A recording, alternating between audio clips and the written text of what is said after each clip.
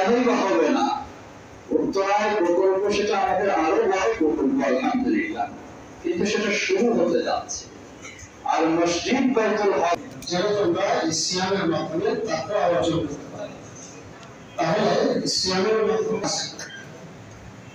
বললেন হয়েছে, কারণ আল্লাহর ভয় যদি না থাকে এবং এই তাকওয়া যদি অর্জন না হয় তাহলে পুরো আখিরাত উভয় জায়গায় হলেন এবং নবুয়ত ও ইসলামের রুতবায় ঘোষিত হলেন আমাদের নবী বিশ্বনবী মুহাম্মদ রাসূলুল্লাহ সাল্লাল্লাহু আলাইহি ওয়াসাল্লাম। তাই তো আমরা বলি লা ইলাহা ইল্লাল্লাহ, সাথে বলি মুহাম্মাদুর রাসূলুল্লাহ। ইয়া রাসূলুল্লাহ, আমার বাড়িতে যা ছিল আমি সবই পয়সা কি রেখে আসছো, আল্লাহ তাআলা রাসূলকে রেখে আসছেন। সুবহানাল্লাহ। আমরা কি আর কোনোদিন আগে প্রতিযোগিতা করতে যাব না, তাও সম্ভব।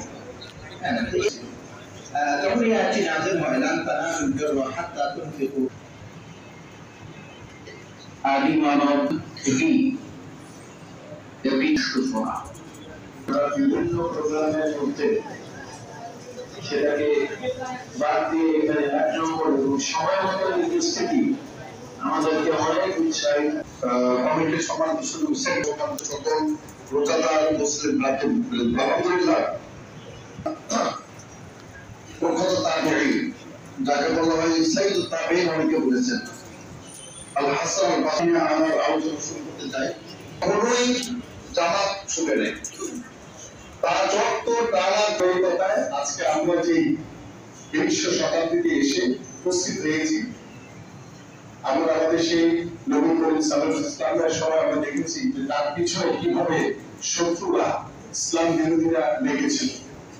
কিন্তু আল্লাহর নবী আল্লাহ রাসূল তাকেও কিন্তু অনেক কষ্ট অনেক কিছু ওভারকাম করে ইসলামকে প্রতিষ্ঠিত করতে হয়েছে। আল্লাহ কোরআনকে তিনি প্রতিষ্ঠিত করেছিলেন দুনিয়াতে। আমরা খুব ক্ষুদ্র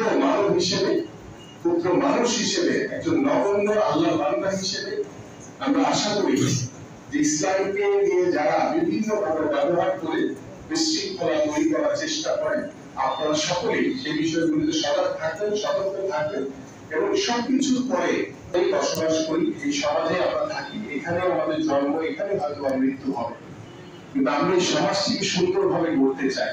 এখানে যারা বুজুর্গগণ বসে আছেন অত্যন্ত আমার তৃপ্তি সমতুল্য রয়েছে অনেকেই আমাদের বয়সী।